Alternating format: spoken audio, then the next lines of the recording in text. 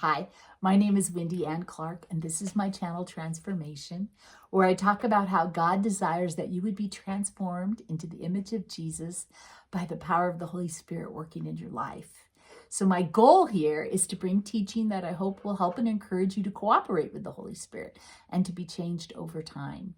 And today's the day that I answer a common question. And today's question is, what is worldliness? What does that mean? And in 1 John 2:15 through 17, the Apostle John writes this: "Do not love the world or the things in the world. If anyone loves the world, the love of the Father is not in him. For all that is in the world, the desires of the flesh and the desires of the eyes and the pride of life is not from the Father, but is from the world. And the world is passing away along with its desires. But whoever does the will of God abides forever." And the Apostle John is writing about what it is that we love and we desire in this life, like what's most important. Whatever our answer is to that question is what shapes our lives. It's what we love. But doesn't the Bible also teach that we can enjoy things of this world, that we can celebrate every good thing, and that we can thank God for all good things? And the answer to that is yes. So then when have we crossed the line from appreciating things of this world and being thankful for them, and then focusing too much on them and loving them too much so that we can't love God? And John in this passage mentions specifically the desires of the flesh and the desires of the eyes and the pride of life as being in opposition to the things of God. And some of these desires, obviously they're in opposition to God and what God desires, like rebellion against God's commands, lying, cheating, stealing, sexual immorality. We can recognize these as being in opposition to God. But the question is, are there desires of the flesh and the eyes and the pride of life that are more subtle, perhaps less obvious, more likely to trip us up? Can otherwise good things become selfish and fleshly desires? Or does John just mean resist obvious things, resist obvious sinful desires? So when you're thinking about this, you might think about what are the things that the devil tempts Jesus with in the desert when Jesus is getting ready to start his ministry and he fasts for 40 days.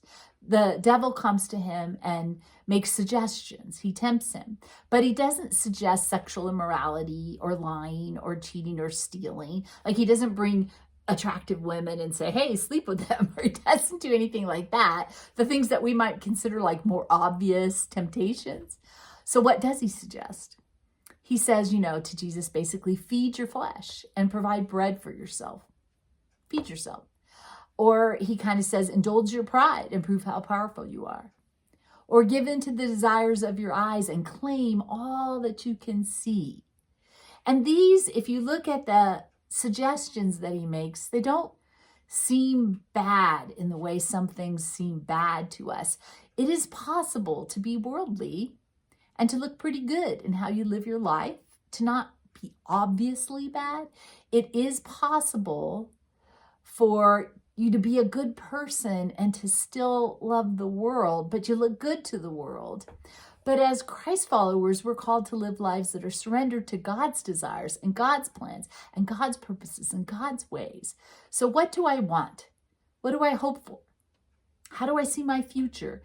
These things will determine how I navigate the world. They will determine things like, where will I live?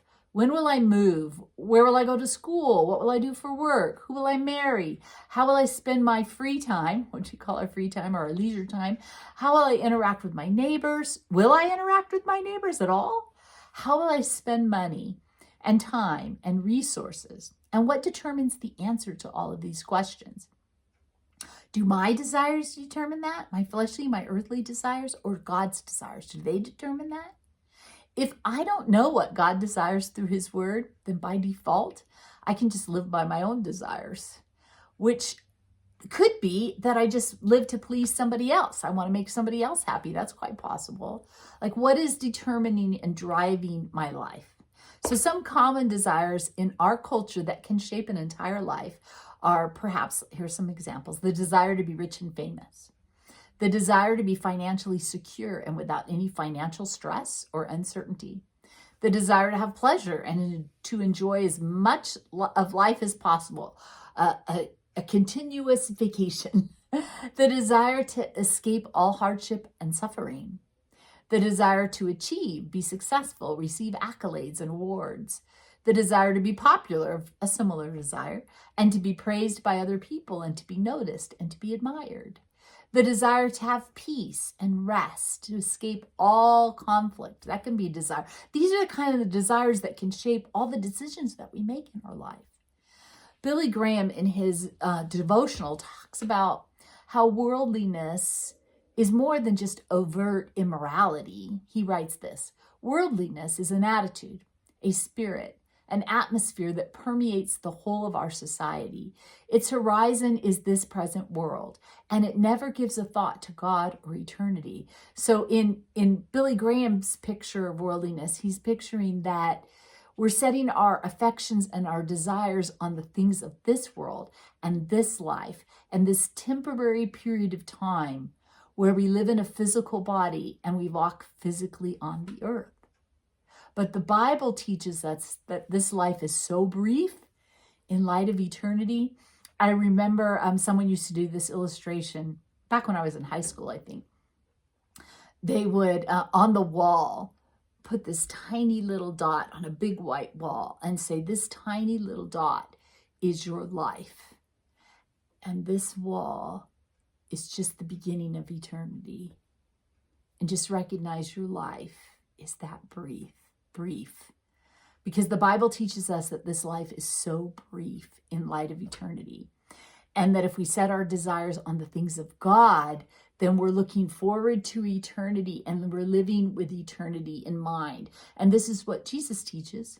In Matthew 6:19-21, Jesus says this: do not lay up for yourselves treasures on earth, where moth and rust destroy, and where thieves break in and steal, but lay up for yourselves treasures in heaven, where neither moth nor rust destroys, and where thieves do not break in and steal. For where your treasure is, there will your heart be also. When I was in, I was going to say in high school, but we had a fire when we were in high school.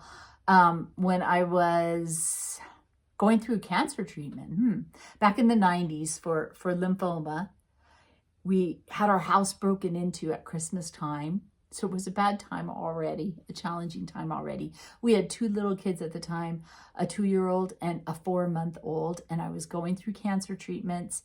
And at Christmas time, someone broke into our house and stole Christmas presents. It was terrible. It's a terrible, terrible thing. But that verse came to mind. Thieves break in and steal. And there's nothing you could do about it. We couldn't get that stuff back. Don't let that be where your treasure is, on things that people can take away from you. Where your treasure is, there your heart will be also. Okay, so what became clear to me is all the things that cannot be stolen from you. Those are the important things. Let's go back to the passage in 1 John that we started with. 1 John 2:15-17. Do not love the world or the things in the world. If anyone loves the world, the love of the Father is not in him. For all that is in the world, the desires of the flesh and the desires of the eyes and the pride of life, is not from the Father, but is from the world. And the world is passing away along with its desires, but whoever does the will of God abides forever. The worldly are not just those who are obviously immoral.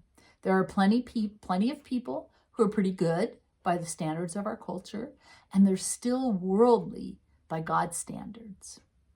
Do you have a heart and a life that's attuned to the things of God and the things that are going to last for eternity? Or is your heart and life focused on temporary things of this world, things that are passing away?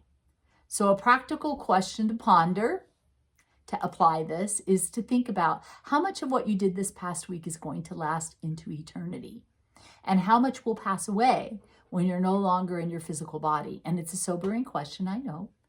But when we consider our lives in light of what will last and what will pass away, it makes us stop doing some things and choose to do other things.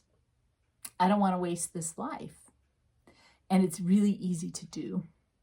It's far easier to waste time than it is to use it for things that will last. I hope you found this helpful or encouraging. Let me know what you think in the comments below. If you like it, please hit like. Hit share if you think somebody else will share it. Subscribe if you just want to help me on YouTube. Hit the notification bell if you want to be notified when I post new content. And thank you for watching, and see you next time.